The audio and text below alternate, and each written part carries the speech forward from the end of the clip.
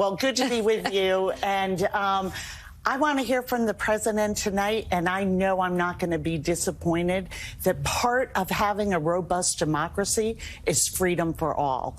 And what we have seen is a Republican attack on women and making us second-class citizens by denying the fundamentals of who gets to choose when and if to have children, and taking politicians' opinions and putting them in the place of our doctors, our faith, and our families' needs. What are you hearing from your constituents? Because it seems to me that the Republicans have kind of misfired on this. I mean, there are a lot of people who are not just Democrats, who are not just women, that when Dobbs went down and this bill, you know, there were men and there were Republicans who were like, I am used to these rights for my mother, my sister, and I don't understand. I don't agree with them going away. And as a result, it appears this issue is more universal. There is such broad support with the American people. They understand that reproductive rights are tied to their basic freedom. And that's why we saw ballot questions in Kansas, Montana, Kentucky fail. But it hasn't stopped House Republicans.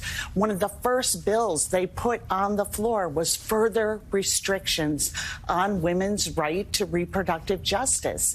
And now that 14 states have denied abortion care, that is 18 million women who can't receive the care they need.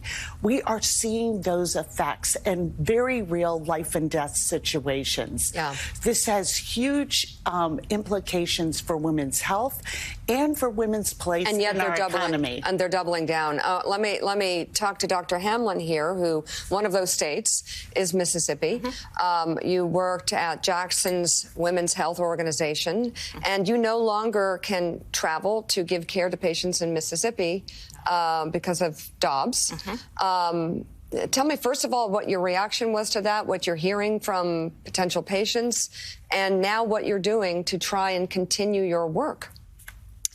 Yeah, I mean, I think, you know, as she said, it is, you know, all-encompassing. It's not just lack of access to legal abortion, but it's also, you know, it affects the obstetricians there and how they can provide care to their patients.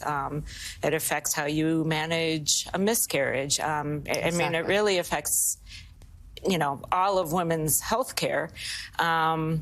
And we know that wealthy women will just go where they need to go. So it, you know, clearly is impact. But for women who can't afford to go where they need to go, are there situations, real life situations now, where a miscarriage is not being, where the mother's life is in danger because a miscarriage cannot be handled correctly? Or women who are, and young girls who are victims of rape or for whatever reason need an abortion and cannot get one?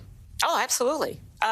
And, you know, at what point is a woman's life at risk? I mean, they do have an exception for the risk to the mother, but at what point is that, you know, does it have to be 50%? Does it have to be a potential risk? Yes. So women are getting inferior care as a result. So you're going to continue your work. How are you doing that? So I'm applying for you know, as the work, I'm applying for a North Carolina license, and I expect to get that, you know, within the month. As well as just being an advocate in Massachusetts to the extent I can, as well as, you know, just spreading the word, because I think a lot of people aren't aware of the dire situation. Appreciate the work you're doing. Jen Psaki has a question. Jen? Thank you so much. And Congresswoman Clark, I wanted to ask you just about, as you look ahead, we've been talking a little bit about hecklers tonight and what we expect, frankly, a little bit from the other side of the aisle. And I just wanted to ask you how all of you are going to handle that in the House chamber tonight. If there are moments when Republicans are heckling, only some of them, or even not standing up, where moments where there are things that really the American people broadly support, frankly, like access to abortion care.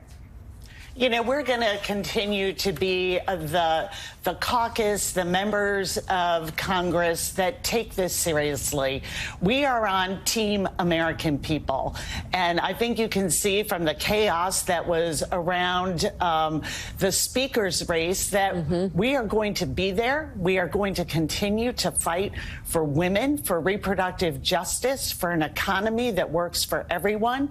And we are going to conduct ourselves with the seriousness of the challenges and opportunities facing the American people.